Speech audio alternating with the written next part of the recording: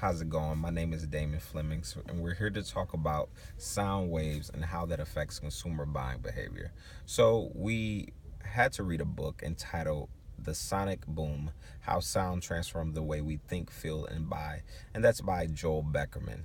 Beckerman is an award winning producer, music composer who talks about how sound waves can affect the nature of individuals' buying power. So, in his book, Beckerman uses the examples of Disney and how the experiences at the theme park are ones in which makes the consumer feel as though they are really in such a magical theme park. With his focus, he mentions how this is a buying strategy for theme park goers to have sounds of the park to create an overall thematic, which is a selling point, he says. So, from reading this book, you'll learn that Disney is one who transforms the experience from start to finish. This means that from the time you drive into the theme park, there has already been sounds to effectively match the park's master plan. In fact, in case you didn't know, Beckerman is one who gets paid by consulting with companies on how to properly use sound as a mechanism to produce higher marketing initiatives.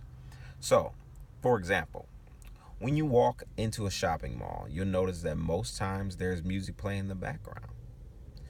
This expresses a constant sound theme for which is for businesses a marketing strategy.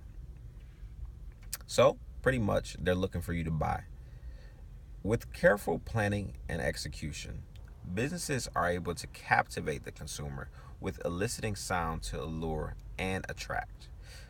According to Harvard Business Review, research conducted by them with an article entitled The Science of Sensory Marketing, and this is from their March 2015 issue.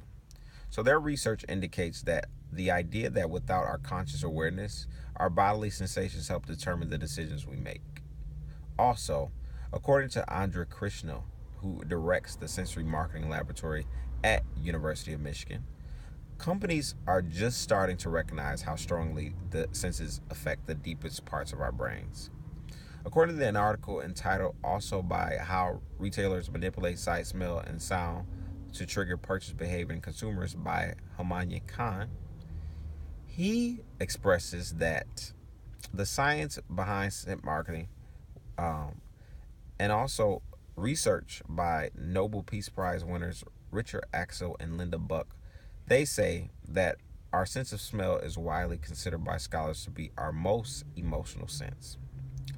Further, the reason being that rather than analyze the information we receive from a particular scent, we immediately get a feeling when we smell something. Also, at Duke University, they have studied how sound can impact an individual's buying power. In 2015, a blog produced by the university entitled The Power of Sounds in Advertising, the university says that companies spend billions of dollars developing marketing strategies to influence consumer behavior. So, sound is an important aspect of marketing a product.